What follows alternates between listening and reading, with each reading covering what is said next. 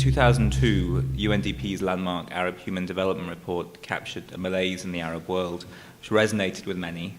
It linked to lack of economic opportunity with limits to political freedom and the disempowerment of women, noting that the region was richer than it was developed. Can a line be drawn between the findings of this report and the convulsions of recent years? And if so, if the warning signs were there, why wasn't earlier action taken? I mentioned in the briefing earlier that in the IT revolution, the Arab world represents only 0.04% of IT. My tiny country has the privilege of representing 74% of that. So my answer to you would be that the UNDP development report is rightly critical of bureaucratic underachievement, lack of involvement. We are doing a lot of human resource development programming for other Arab countries now with our center in Jordan. So I hope that this soft security approach, this focus on human dignity, will begin to give not only the UNDP but also the stakeholders in the region a chance to feel that they are a part of the future they want to create.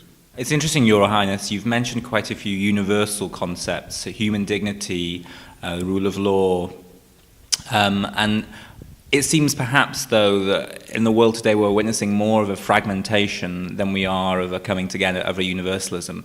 You've spoken on previous occasions of your affinity for the Universal Declaration of Human Rights. To what extent do you think that there are indeed universal values? And given the fragmentation of which I've spoken, how do we advance those, but do so in a way that brings together the world's communities?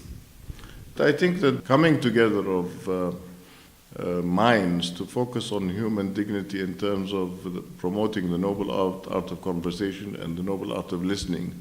I would just finish off by saying that when I was moderator of the World Conference for Religions and Peace, you would go to different countries from Indonesia to Sudan and you would say, or Iraq,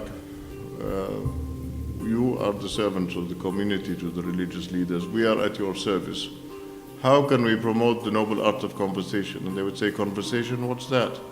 As though the limb that has atrophied is not your leg or your arm, but your ability to articulate out of fear in many instances.